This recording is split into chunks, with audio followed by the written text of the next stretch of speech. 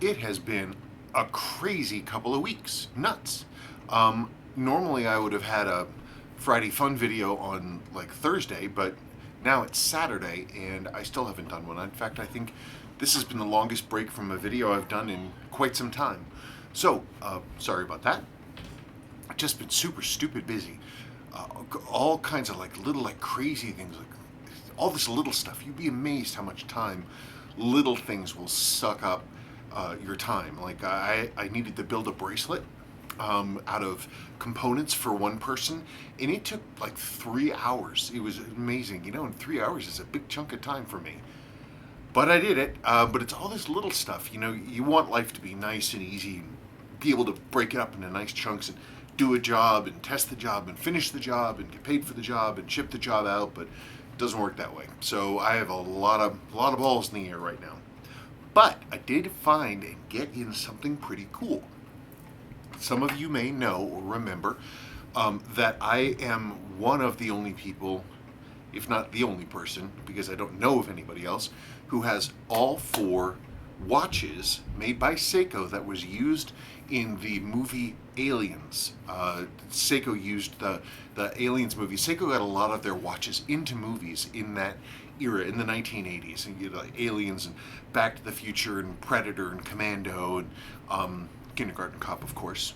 Everybody refers to that kind of thing. But Aliens had four Seikos in it. Let's see. They had Ellen Ripley, played by, it's been a long day. Ellen Ripley, whoever that actress is, whose name I can't remember right now, which is silly. But anyway, she wore this 7A28 7000 right there. And then we had Bishop, played by Lance Hendrickson. I can remember his name, but I can't remember Sigourney Weaver. But I can't remember Sigourney Weaver's name. Anyway, Lance Hendrickson wore this, so this is called the Bishop. And then, of course, the one that I'm very proud of, because I was one of the team of people who identified this watch. This is Burke's watch, H556 5050. This is a rare watch. You don't see these very often. I don't think Seiko made a lot of them. I have a regular search set up on eBay. I just don't see them very often. That's correct, with the complete original bracelet. Anyway, that's Burke's watch, played by Paul Reiser. And then the last one, of course, is the Colonial Marines watch, which is an S234, pardon me, S234 501A. Specifically, it's this watch. It's a pulse meter. It's like a run training watch, and it literally reads your pulse and all that other kind of stuff. It was this one with the black buttons. Now, Seiko made a lot of the different kinds of pulse meters, a lot of them, and each one is sort of more of a degree away from being screen correct. People who do cosplay and stuff like that, and they want to do Colonial Marine stuff, they really hunt for these, and these are rare enough and hard enough to find that you can actually buy kits, resin kits, to like a modeler, and you can make a fake one, and it comes with a little fake readout and everything, so your costume looks correct. But this is the real deal. There it is. That's the real one with the black buttons. Now, as I said, there were a number of different ones that got kind of farther away depending on what variant it was. So this is a S234 501A. On eBay this last week, I found a poorly listed auction for a watch where the watch looked filthy. Basically, it's all the things that I liked. The seller wasn't, pardon me, the seller wasn't a watch person. They hadn't cleaned the watch. As far as I could tell, they tried to put a battery into it, but hadn't done very well. The pictures were terrible. The watch was filthy, which is good.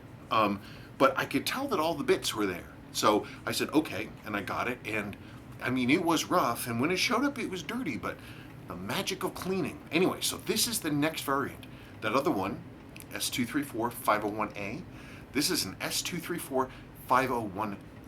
The only difference is the color of the buttons. There it is. It's the yellow. Now, sometimes people will call this one the Colonial Marines, but screen-wise, this is not what was on there. But years and years and years ago, I did read people arguing about these, saying that they bought these, that filmmakers bought these in addition to these because there weren't enough of these. They bought this one and they painted the buttons black. Now, I don't know that that's true. I need to basically bring up Aliens on the big screen here and go through it frame by frame and see what I have read about, which is that in some shots you can see watches the Colonial Marines are wearing where the black paint is wearing through, supposedly, and showing the yellow underneath. We do know that in that movie they did paint things, because if you look, at no point in the movie ever does it say, is this white Seiko pulse meter there? And this button right here that says pulse, that's not there either. So we know for a fact that they did paint these things over. So that's going to be a fun project to see. But anyway, I just thought I would show it off just a little bit, that it's just interesting that you can see the tiny variance. I'd have to say, in a vacuum, in terms of how they look, I actually prefer the yellow. I think it looks a little neater. It makes it look a little bigger and more unique than having just the all black, but the all black is the one to get. But in every other respect, this is perfect.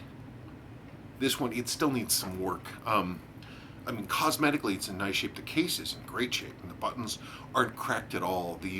This yellow plastic that Seiko used, yellow and red plastic, has a tendency to crack. But all these buttons are in great shape. They're in nice condition. The display is light. It's faded. But I'm seeing if I can get a replacement LCD panel from Japan. All the functions do work. The only thing that's funky is the alarm isn't working, and I think I need to go in and check the alarm spring. But I think it's a cool watch, and of course it came on the correct original pulse meter strap. And this is the one that I keep thinking about trying to have it recreated, because I think it's a really cool strap, and if it were just slightly longer, it would be really great. I think it looks wonderful on 6309 divers and things like this. And 7S26s, and I just think it's cool. Very cool watch. Another nice thing, by the way, for me about this watch was the 29th example made in June 1986, which is that was the month I graduated high school, and that was a pretty kick-ass month for me. I went with my dad, and we went to he took me on a business trip, and we went to England and Germany and through the Netherlands and stuff, and I got to go to East Berlin, and that was pretty cool. And I actually got to see the DDR, which was nuts, and of course it's gone now. And I went back to Berlin again in 2003, and I was able to go to a lot of those same places in Berlin that I had been in. It was amazing. Berlin in 1986, there was so much still left over, so much wreckage and destroyed buildings left over from World War II. Then in 2003, it felt like a completely different place. I can't even imagine what it looks like now. Anyway, June 1986.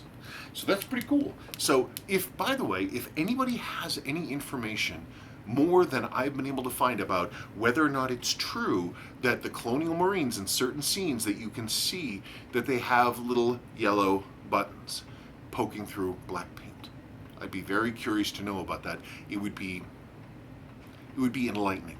So the big question is, is that if I can find that, then this watch stays in my collection as an addition to the other 4 Aliens watches that I've got.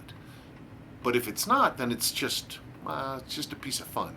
I'm still gonna get, if I can, I don't like leaving watches half fixed, so I am gonna get a new LCD screen for this and make it better. You can see the difference of the brightness. See how this is just kind of faded?